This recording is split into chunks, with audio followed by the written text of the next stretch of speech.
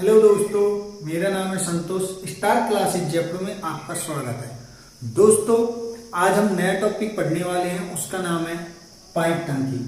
Pipe टंकी पढ़ने वाले हैं, इसके प्रश्न आज हम हल करेंगे। और बहुत एक नल एक खाली टंकी को 3 घंटे में भर सकता है। एक नल खाली टंकी को 3 घंटे में भर सकता है, परंतु टंकी की तली में रिसाव होने के कारण टंकी को भरने में 3.5 घंटे लगते हैं, यानी कि आधा घंटा ज्यादा लगता है।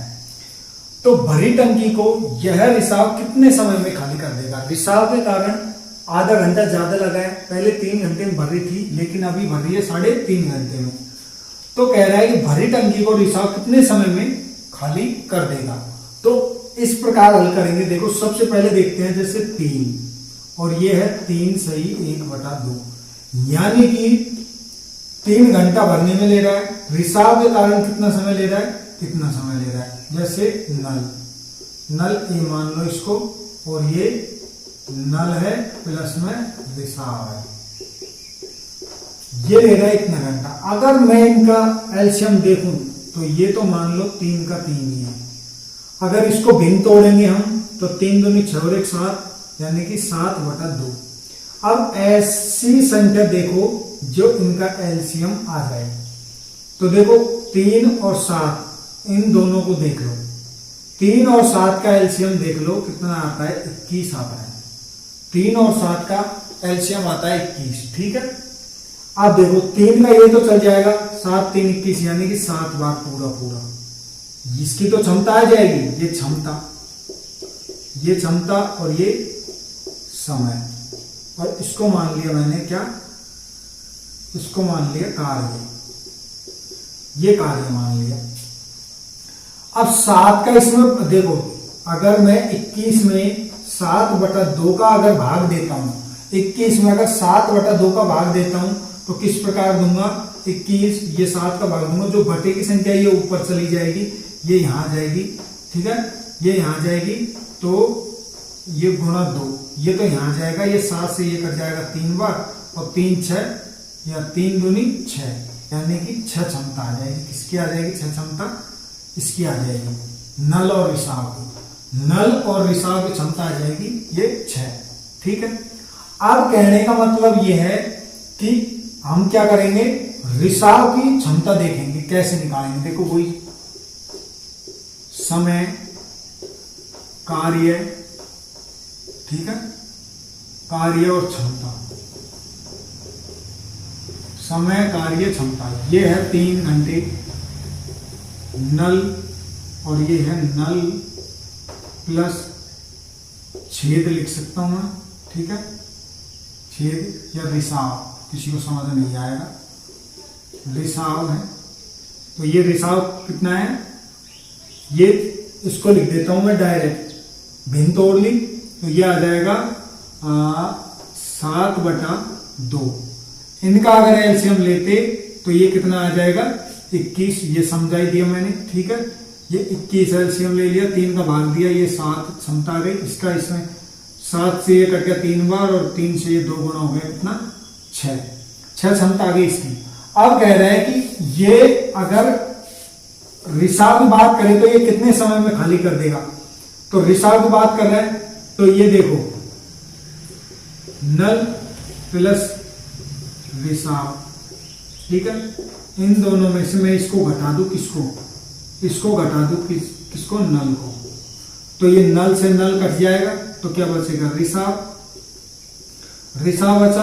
तो यहां देखो, ये जो इनकी क्षमता है, नल और रिसाव की क्षमता है 6, और ये कितनी है? 7, ठीक है।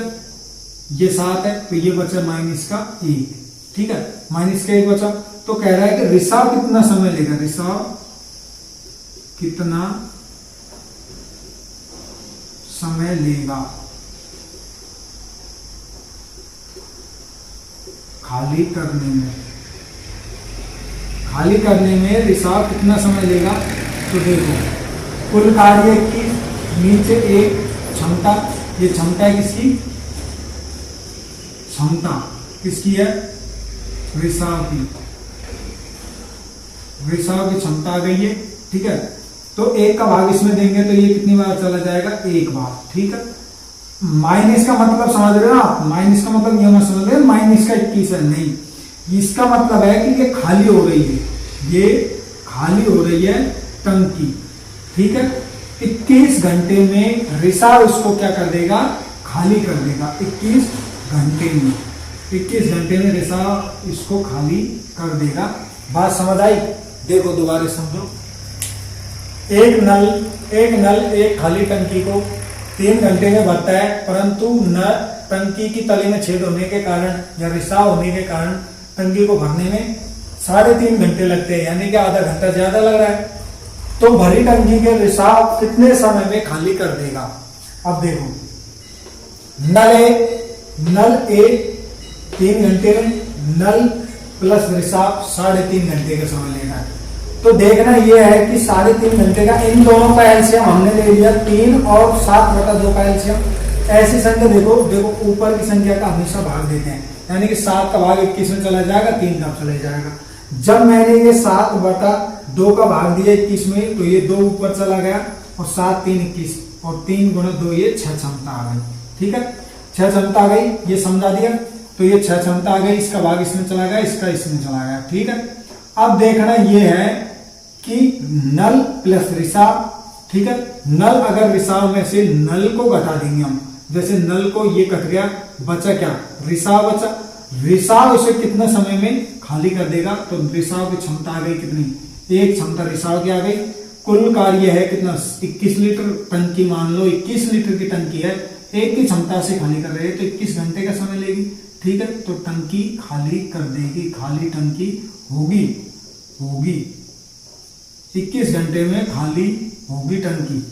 कहने का मतलब ये है 21 घंटे में खाली हो जाएगी टंकी। तो ये हमारा उत्तर है, समझ आया? तो दोस्तों जैसे आपको समझ आ रहा है, इतनी अच्छे तरीके से हल करा रहा है, तो आपको तुरंत प्रभाव से उत्तर देने का देखो मैं तरीका बताता हूं किस प्रकार से देते हैं। जैसे ये कोई प्रश्न दे दिया, जैसे मैं डायरेक्ट लिख देता हूं 3, ये आ गया 7/2, सीधा लिख दिया। इनका एलसीएम देख ले तो 21, ये 3 से ये 7 बार, ये कितनी बार, ये 6 बार, तो सीधा 6। अब ये कह रहा है ये रिसाव है, रिसाव और नल, ठीक है, रिसाव नल प्लस में रिसाव, ठीक है, और ये है नल। अब सीधा यही काट दूंगा, बचा क्या, रिसाव बचा। अब क्या है कि इसने क्या करा, इसमें से इसको घटा दिया, नल और रिसाव की क्षमता में से किसको घटा दिया, इसको घटा दिया। अब नल तो चला गया, अब नल चला गया तो ये 7 है, ये 6 में से -7 गया तो ये -1। अब सीधी सी बात है, 1 बचा, इसका भाग अगर मैं इसमें दे दूं भाग, तो ये कितना उत्तर आ जाएगा, 21। ये उत्तर 21 आ जाएगा फटाक से, यानी कि 21 घंटे में रिसाव उसको क्या कर देगा, खाली कर देगा। तो इस प्रकार ये दो, मतलब कुल मिला के अगर एक बार आप सीखे तो 10 सेकंड में आप उत्तर दोगे फटाक से कि किस प्रकार उत्तर देते हैं। एक बार क्या है, मैं इसलिए इतना डिटेल्स में दिखाता हूं या इसलिए बताता हूं डिटेल्स में, ताकि आपको एक एक चीज समझ आ जाए, ठीक है। वैसे तो डायरेक्ट मैं कर सकता हूं, लेकिन आपको सिखाने के लिए मैं इस बिल्कुल एक एक चीज समझाता हूं कि कैसे आया, किस प्रकार आया, ठीक है दोस्तों हमारा अगला प्रश्न है, एक पाइप किसी टंकी को 12 घंटे में भर सकता है, दूसरा पाइप भरी टंकी को 18 घंटे में खाली कर सकता है। यदि दोनों पाइप खाली टंकी में खोल दिए जाए तो टंकी भरने में कितना समय लगेगा। तो इस प्रकार हम सभी प्रश्नों को इस तरीके से हल करेंगे कि आपको कोई समस्या नहीं है, ठीक है। तो देखिए ये कैसे हल होगा। कहने का मतलब ये है कि पाइप ए नल है, नल ए 12 घंटे में भरना है, ठीक है। और दूसरा नल बी नल है, ये 18 घंटे में क्या कर रहा है, खाली कर रहा है। अब इन दोनों को देख लेते हैं, इन दोनों का एलसीएम ले लेते हैं 36, ठीक है। इन दोनों का एलसीएम 36, 18 दूनी 36, ये 2 क्षमता आ गई, ये 12 3 36, ठीक है। ये है क्षमता, ये क्षमता है, ये कार्य है और ये समय है, ठीक है। समय, कार्य, क्षमता। अब देखिए ये इनकी क्षमता आ गई। अब कहने का मतलब यह है कि यदि दोनों को एक साथ खोल दिया जाए तो क्या होगा, देखो A प्लस बी दोनों नल है, ठीक है। अब देखो ये 2 ये माइनस का है और ये प्लस का है, ठीक है। तो ये माइनस का चिन्ह आ जाएगा, ठीक है। तो A प्लस बी, तो ये A प्लस बी बराबर 3 माइनस का 1, ठीक है। 3 माइनस का 1 कैसे है, देखो 3 प्लस में ये माइनस का 2 बराबर ये हो जाएगा कितना 3 ये हो जाएगा माइनस का 2, तो ये बचेगा 1। कहने का मतलब ये है कि एक जो क्षमता आई है ये एक की क्षमता से ये भरेगा, ठीक है। तो 36 कार्य एक की क्षमता से 36 समय में करेगा, ठीक है। 18 घंटे में भरता है, बी 18 घंटे में खाली करता है, ठीक है। ये क्या कर रहा है, खाली, ठीक है, ये खाली करता है।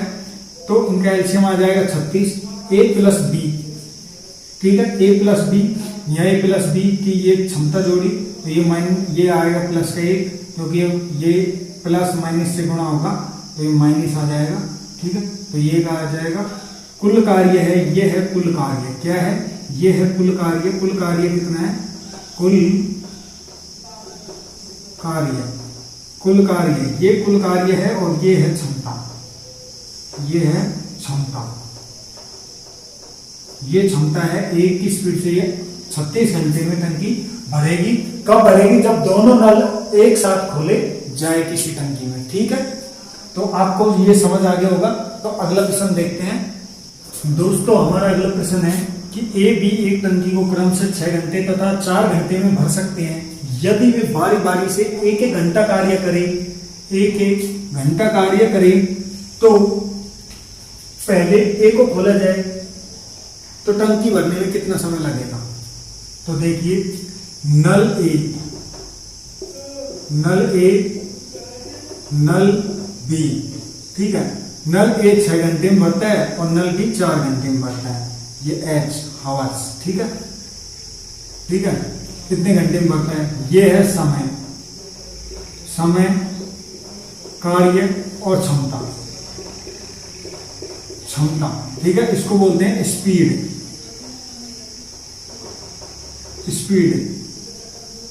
ठीक है। क्षमता को स्पीड कह सकते हैं। तो अब देखिए इन दोनों का एलसीएम मानो 24 ले लिया, 6 और 4 का 24 एलसीएम ले लिया, तो 6 चौका 24 यानी कि इसकी तो आ गई 4 क्षमता और इसकी आ गई 6 क्षमता। 6 का 4 का भाग अगर इसमें देंगे तो 6 क्षमता आ गई। कुल मिलाकर A प्लस बी दोनों की क्षमता कितनी आ गई, 10। दोनों की क्षमता A प्लस बी की क्या आ गई, क्षमता आ गई, ये क्षमता A प्लस बी की क्षमता आ गई, कितनी आ गई, 10 आ गई। यानी कि एक घंटे में कितना कार्य कर रहा है, 4 की स्पीड से, यानी कि 4 की स्पीड से कर रहा है, 4 कार्य करेगा। B कर रहा है 1 घंटे में कितने कार्य, 6, ठीक है। 1 घंटे में कार्य, देखो 1 घंटे में B कार्य कर रहा है 6 और A कार्य कर रहा है 4, ठीक है। तो यानी कि A करे 2 घंटा, मैं 2 घंटे लिख सकता हूं, 2 घंटे लिख सकता हूं। 2 घंटे में 10 कार्य हो रहा है। 2 घंटे में अगर 10 कार्य हो रहा है तो देखिए इसका डबल कर देते हैं, गुणा 2, तो ये हो जाएगा 20 कार्य, ठीक है। इसका 2 कर देते हैं, ये 4 गुणा 2 कर दिया 4 घंटे में 20 कार्य हो गया। अब शेष कार्य बचा कितना, 4, ये बचा शेष कार्य, ठीक है। शेष कार्य बचा 4। अब उसने क्या कहा, देखो 4 शेष कार्य बचा, उसने कहा देखो पहले कर लिया A ने फिर B ने, ठीक है। इस प्रकार 2 घंटे में कुल कार्य 10, तो 2 गुणा 4 यानी कि 4 घंटे में कितना कार्य हो गया, 20। तो अब कह रहा है कि शेष कार्य 4 बचा है और कार्य कौन करेगा, पहले A कार्य करेगा। तो A कार्य करेगा तो प्लस 1 घंटा और हो जाएगा, 1 घंटा और हो जाएगा। 1 घंटा और प्लस कर दिया हमने, तो ये कुल मिलाकर कितने हो गए, 5 घंटे। ये कुल मिलाकर 5 घंटे हो गए। और 5 घंटे को मैं लिख सकता हूं, 5 घंटे में कितना कार्य हो गया? 24 कार्य।